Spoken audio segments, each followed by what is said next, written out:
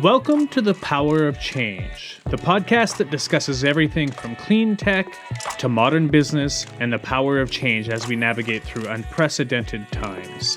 I'm Jason Gravel, founder of Origin Energy, a company that helps people save money and lower their environmental footprint.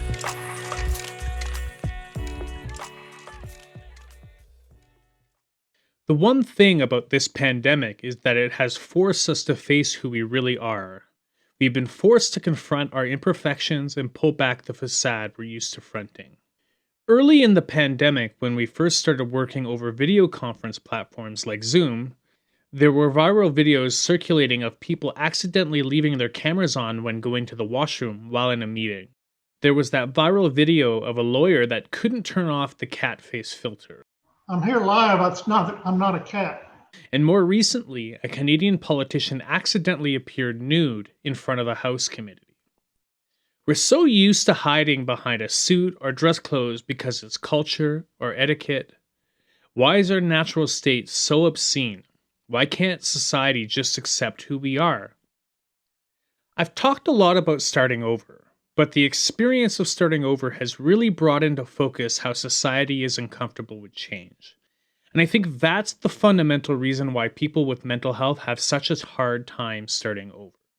Because we as a society don't accept our own humanity. We're most comfortable holding up the veil. And when that veil falls, it's considered obscene. Those people are considered obscene and they're cast away. So today you're going to hear stories about society and the funny and weird things that make us special and human. Some are experiences I had working in social services and healthcare. Ultimately, none of these stories are meant to make fun. They're meant to help us face the places we've come to fear the most, help us come to terms with our shortcomings, and accept who we are.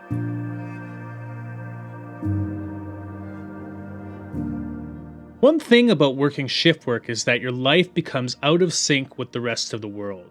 It's amazing how hard it becomes to find the time to do everyday things like go to medical appointments.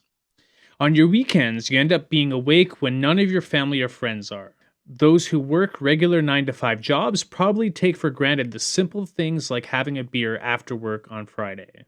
Early on in my career, I was working in a supportive housing program. It was a beautiful summer in Vancouver. It was that time of year when people were traveling and visiting.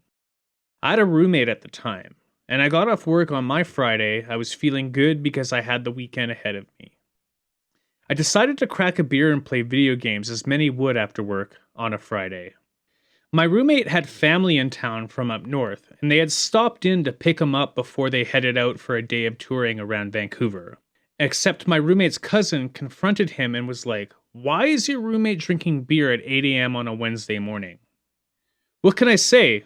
It was after work on my Friday. I was going to bed soon. Good thing I didn't have kids at that point. I could have been walking them out to the bus in my robe with a beer in my hand.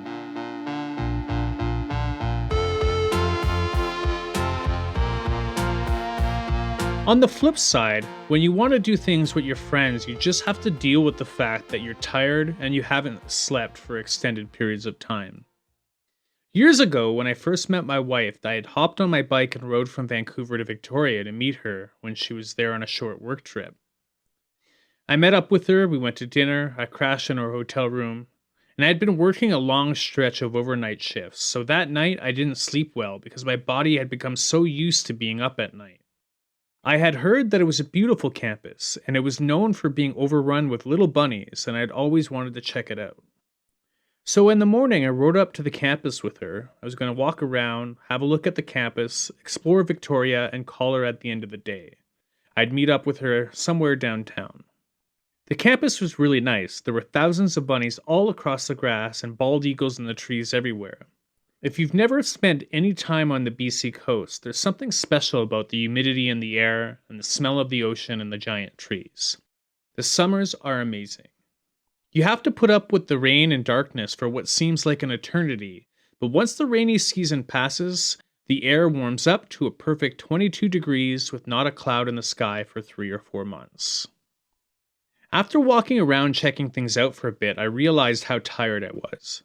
So I laid down in the grass under a tree amidst a pile of bunnies and relaxed there for a while.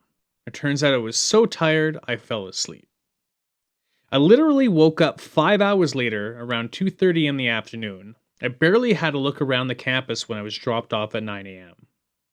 I woke up to realize I fell asleep in the grass in what was now a high traffic area right in front of the entrance of a main building. And there were hundreds of students buzzing about, walking by literally feet from where I slept. And apparently, even in my deep sleep, I had the wherewithal to move over and follow the shade under the tree. When I stood up, I realized my phone was gone. It must have fallen out of the pocket of my shorts while I was moving around to follow the shade, and someone must have picked it up.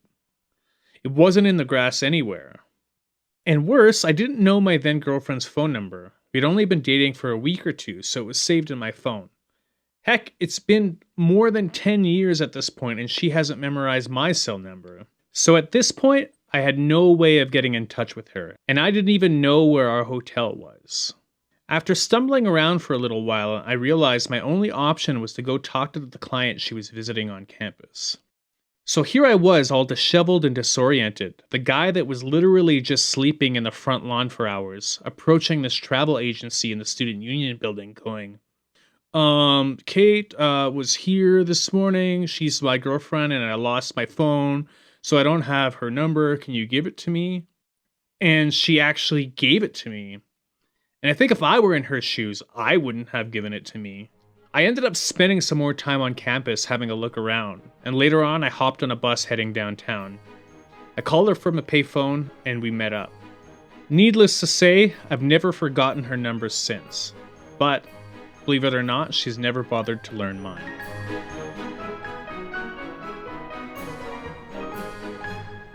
The last job I worked in healthcare before I changed careers was at a psychiatric unit for difficult to treat psychosis. It was a unit where doctors sent people when they couldn't figure out how to manage their mental health symptoms. Most patients had severe cases of schizophrenia or schizoaffective disorders, but sometimes specialists on the units would find undiagnosed brain tumors or other organic reasons for their mental health symptoms. I remember one patient was found to have a disorder that prevented his body from metabolizing copper, so the metal would deposit around his body, causing cognitive issues and hallucinations. I remember you could even see the copper around his pupils. Working there was definitely an interesting experience for a lot of reasons. There was also a patient who regularly came to stay on the unit. He had been in the system for a long time, so he was more of an institutionalized patient. He knew the routine, it was just kind of his life. He was in his early 60s, scruffy, he was always in a flannel shirt. He wheeled himself around in a wheelchair because he was missing his leg from the knee down for reasons I can't remember.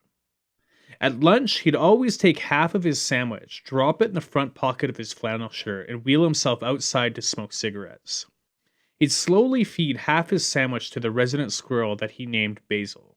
Whenever he'd talk, he'd speak in incoherent sentences. And I always thought that he was trying to say things that were racist, but they never made any sense. Most of his ramblings were related to race. He was a white guy, so it always felt like he was trying to say things that were inappropriate, and it always made you feel uncomfortable. He'd regularly repeat, "Why did the French government make black babies white?" And even if you asked why, he'd answer with a completely unrelated statement. One afternoon, he approached the nursing station with a plain white legal-sized envelope and asked the nurse if she could mail it for him. She had a look at it, and it was addressed to the Health Department, Africa. That's all it said, with no return address. Knowing him, when you see an envelope addressed like that, it would always make you feel uncomfortable. Later on, the nurse opened the envelope and there were 2 lonely $5 bills sealed inside. To this day, I wonder what he was trying to say or what he thought about on a day-to-day basis. I guess I'll never know.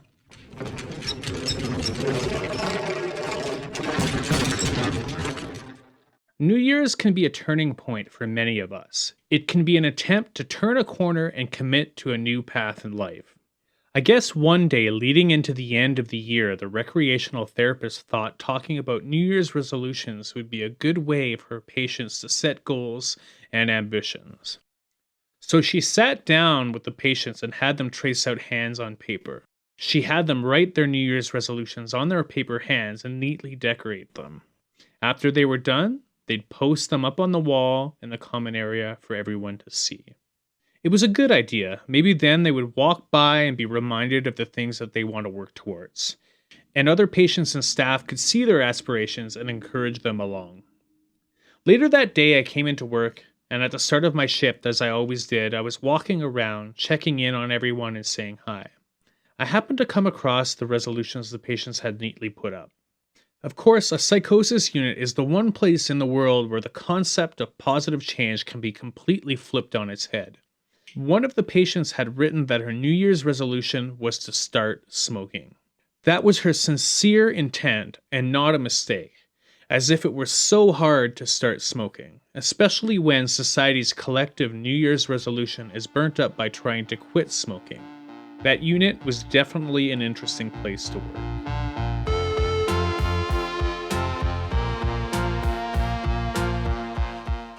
Almost 10 years ago, me and a friend of mine packed up our bicycles and rode them from Vancouver all the way to Tijuana, Mexico. We did it over a month to give us plenty of time to visit places along the way down the coast. It was an amazing experience, and it makes you realize just how small the world really is. Halfway through our trip, we had made it close to Eureka, California. We had found a campsite just north of the city. We pitched our tents and headed into town to eat dinner. While we were out, we met a local, had a few drinks to celebrate our journey, but for some reason, either from being dehydrated, from biking all day, or from being exhausted, the drinks hit us hard. The next morning, when we emerged from our tents in the burning sun, we were peering through the fog of the worst hangovers we'd ever had in our lives. We were in no condition to continue riding. So we hopped on a local bus to check out the sights. We were sitting in the front seats of the bus that were inward facing towards everyone else. While I sat, I watched people hop on and off. In that moment, I realized that public transit can really highlight the socioeconomic divide. And it became clear to me that the United States is really a fragmented place. There was a young couple sitting in one of the front-facing seats off to my right. They were holding a baby between them. The young woman was slouching down in her seat, holding the baby and laying on the guy's shoulder. She had big, dark sunglasses on. To me, they didn't seem well. The bus came to a stop. A guy in his mid-30s climbed aboard with his daughter and sat in the front. He was one of those chatty people on the bus that quickly had the front of the bus talking. He was talking about living in Oakland and how rough it was, about his difficult relationship with his 15-year-old daughter. And all of a sudden, his attention darted over to the young couple with the baby, and he said, "I saw you guys on the bus earlier. Your baby was throwing up. Is he okay?" The guy with the baby leaned forward in his seat. He came up and out of his slouch. He had pale and thin skin draping over his cheekbones. He had an urban-style ball cap on the top of his head with the brim pointed way up. His eyes were bulbous, like a bobblehead, and his pupils were literally floating around in his head. As he started to speak, his face leaned in further, and as his mouth opened, his eyes closed. His eyes stayed closed as he began to speak. "God dang, kid. Woke himself up in the morning and ate himself a half pack of cigarettes." And in that moment, my fog broke, and I was immediately overcome with laughter, but not because it was funny. It was a nervous laughter. I just couldn't make sense of what was happening. His presentation was so bizarre, and what he was saying made me sick to my stomach. He kept his eyes closed when he spoke. And being an addictions counselor, I knew there was enough nicotine in 3 cigarettes to kill an adult, let alone an infant. And again, being an addictions counselor looked to me that they were using substances last night. My gut told me that they probably overslept and the baby woke up hungry. I sat there in the seat with my discomfort bubbling up into laughter. After a brief pause, he looked at me and yelled, "It's not funny." I truly didn't think it was funny. I just felt so uneasy because all I can think of is, your kid needs to be in a hospital. But apparently, they were just on their way back from their doctor's office. That's so strange to me because here in Canada, there is no doubt in my mind that the baby would have been admitted into the hospital and at least observed for a few hours. But I guess that's the difference about the United States, is that access to healthcare is so poor and is so expensive. What made me feel so uneasy is I couldn't help but feel like I was staring into the heart of what makes American society so awful. And I don't mean them. I mean, of course, if things had truly unfolded as I thought they did, then they definitely didn't make great choices if they had a young infant. But I don't think they made those choices because they were bad people. I think that some people in society have so little compared to many others that all they have left is what seems like poor choices. And I think that's what I realized in that moment that made me so uncomfortable.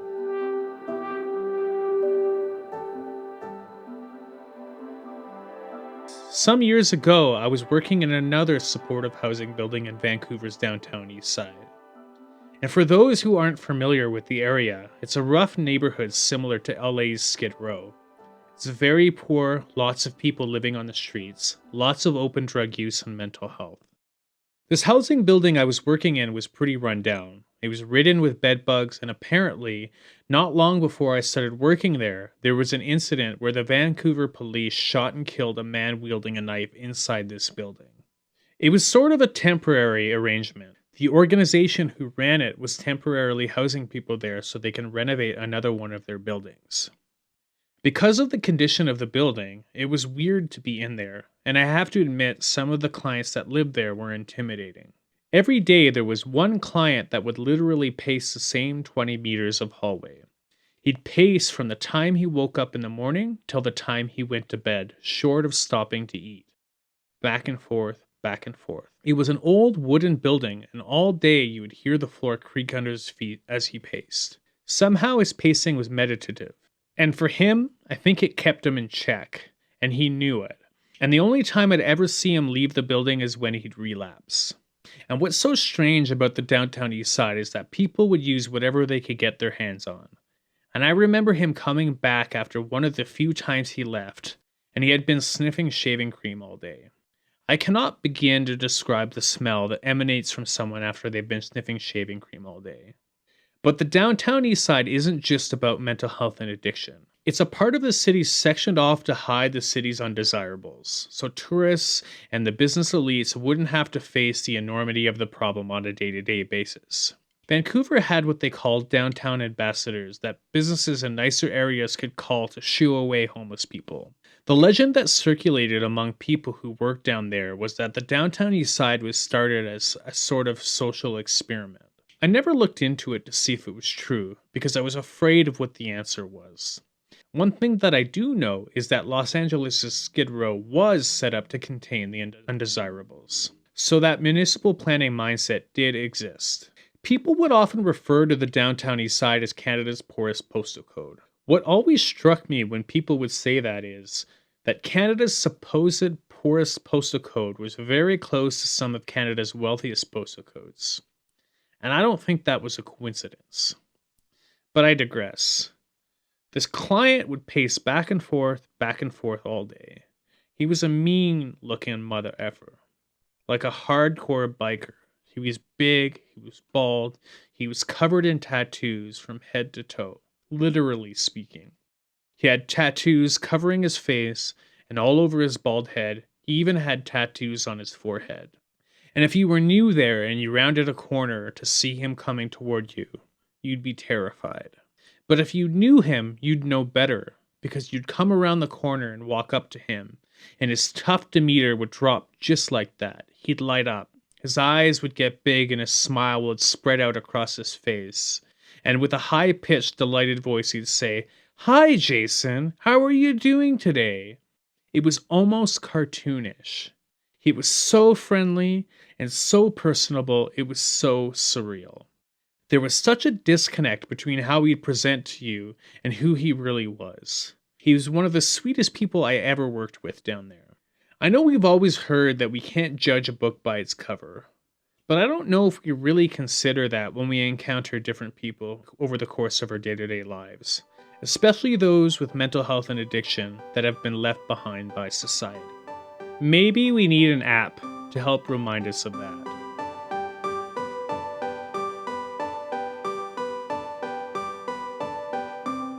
The summer before I went to college, long before I worked in social services, I was working overnight shifts doing maintenance at a community center in my hometown.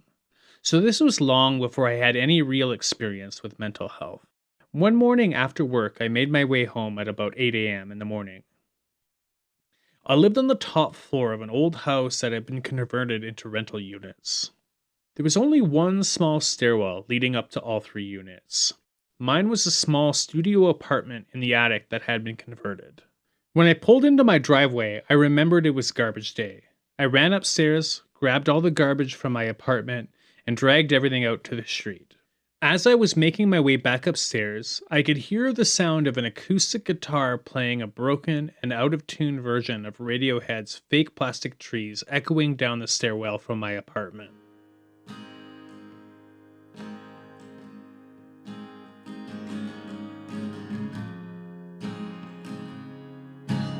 I didn't live with anyone. How could anyone be playing music in my apartment? I was just up there and there was no one in my place. It just didn't make any sense to me. And a friend of mine I hadn't seen in a long time was sitting on a chair at my kitchen table playing my guitar. I was like, "How did you get in here?" Apparently, he had showed up and knocked at my door at 6 a.m. and when he realized I wasn't at home, he knocked on the door in the suite below and asked to bum cigarettes. Apparently, he talked his way in and hung out in their apartment until he heard me come home. I could tell something was off.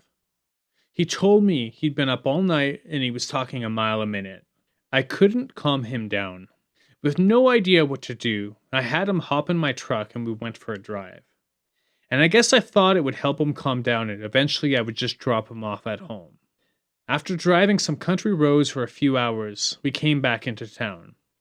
He didn't seem like he was calming down. If anything, he seemed like he was more talkative than ever. He was talking about all kinds of big things that were happening, and apparently he was even landing a record deal. It was now after 11 a.m., and we happened to be passing by our local adult entertainment club, and I noticed that it was just opening up. In that moment, I thought maybe if I can get him to focus on something, he'd calm down. So thinking on my feet, I pulled into the parking lot, and quickly we went in and sat down. The first thing I realized is that a strip club is surprisingly busy at lunch during the week. But then the very next thing I realized is that exposing him to attractive ladies wasn't helping my cause. His charm and his talkativeness meant that he was quickly befriending all of the women in the place. Eventually I just snuck out and left him there because he seemed happy, and he was having a good time with everyone he just met. Over the next few weeks I would bump into him around town and he'd be hanging out with the women he met at the club. But his charm and adventures quickly came to an end. Apparently he had been running up tabs at pubs and bars all around town. Next time I saw him after that, I was visiting him as an inpatient at the local psychiatric hospital. He was in a unit that I actually ended up working in several years later. It turns out he was bipolar, and he was having a manic episode. Things seemed a little off, probably only because I knew him, and I had a reference point. It's amazing how charismatic a person can be when they're in a state like that. It always reminds me of how Jim Carrey is so public about his bipolar diagnosis.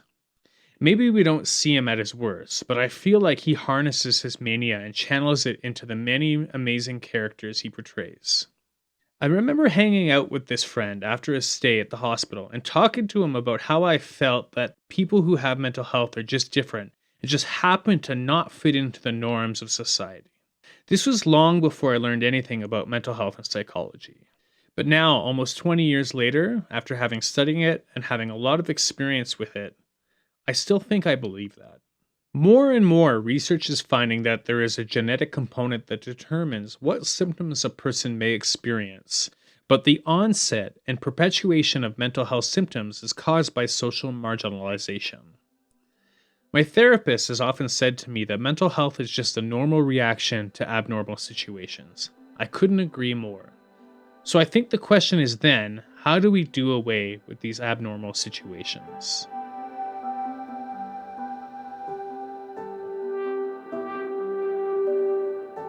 It's so hard to describe the feeling you have the next morning after working an overnight shift. Even when you've been on the same overnight shift for weeks or months and your body's used to it, it's still weird to be awake in the morning when the sun is coming up. It's weird to be riding the bus sitting next to people who have their coffee in hand making their way to work. It's almost a dreamlike feeling, and I guess it makes sense that it feels weird. Your body isn't expecting to see the sun come up before you're set to go to sleep. Your sleep cycle or your circadian rhythm is triggered by light. The light wakes you up, it stimulates you into waking up even if you're supposed to be going to sleep. It's a surreal feeling. One morning as I was getting off work in the downtown east side, on my way out I was passing by Oppenheimer Park, which is known for being the center of it all in Vancouver's downtown east side. The park is usually filled with encampments.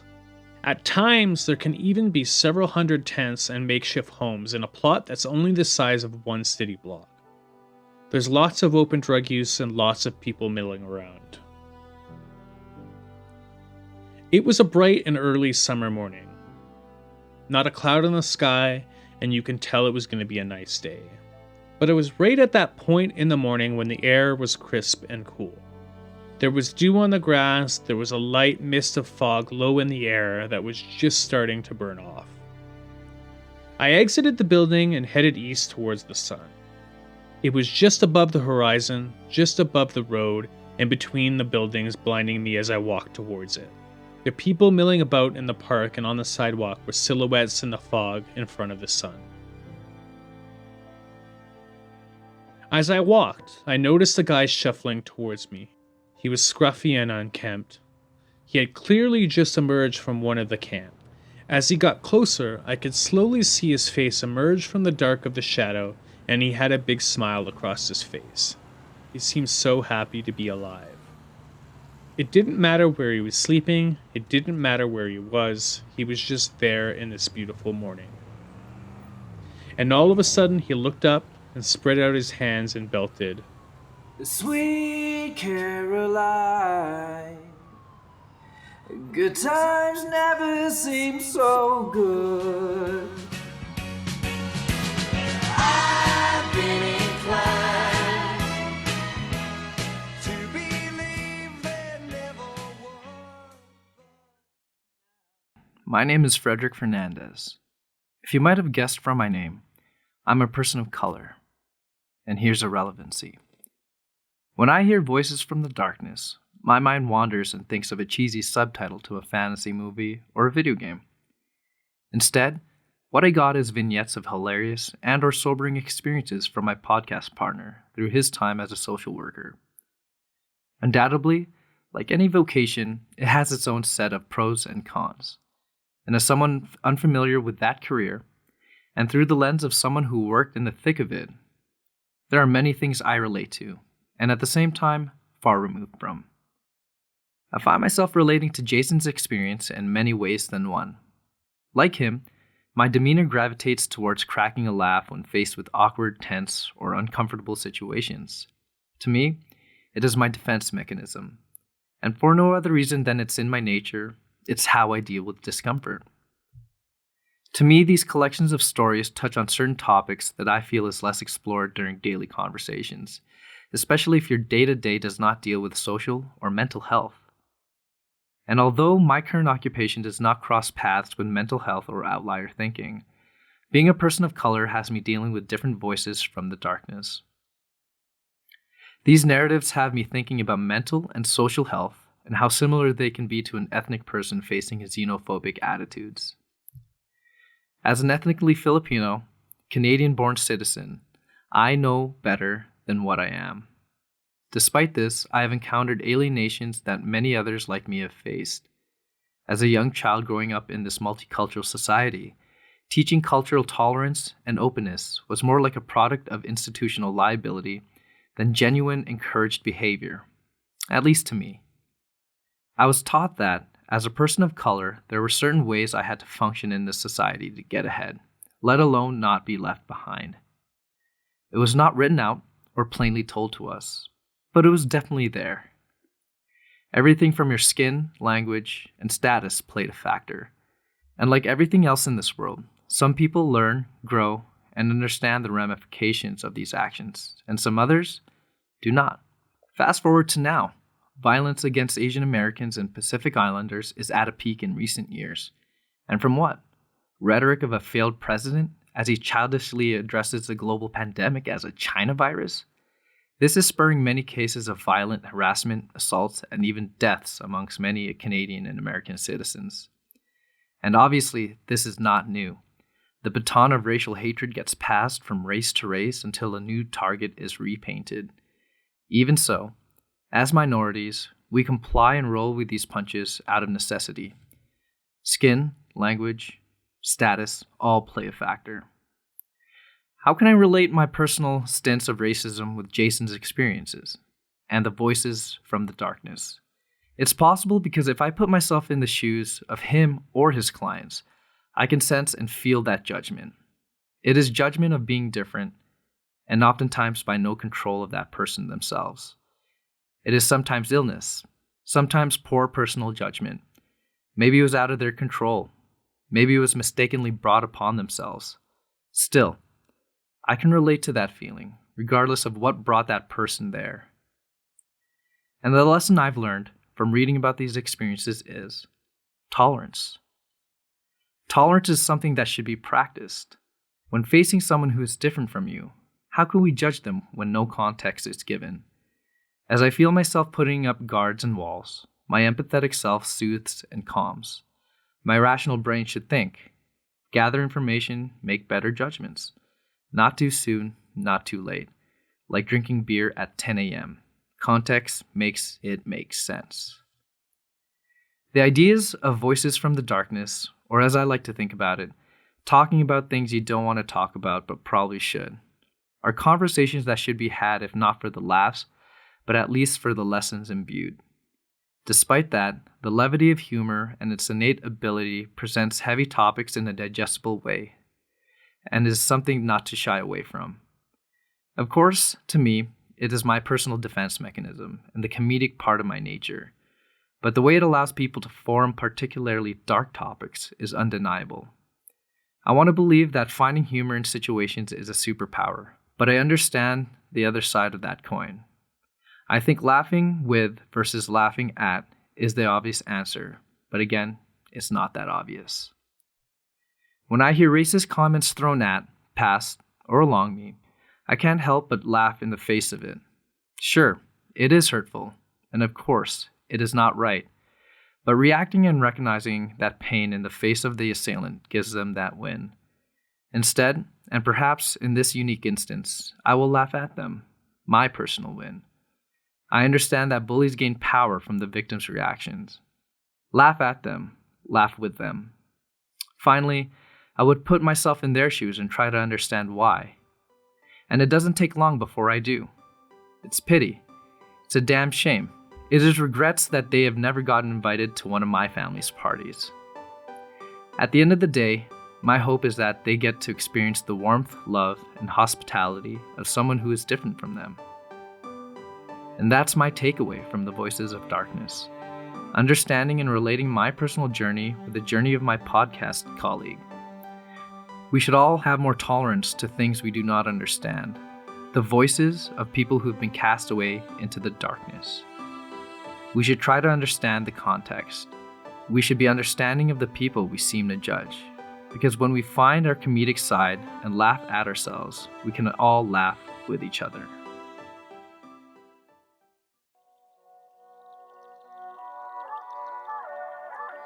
To learn more about how you can save money and lower your environmental footprint, visit originenergy.ca. Remember, you can always leave us an audio message by visiting anchor.fm/originpoc. We'll definitely include interesting messages in future episodes. Thanks for joining us, and thanks for helping us power brighter communities.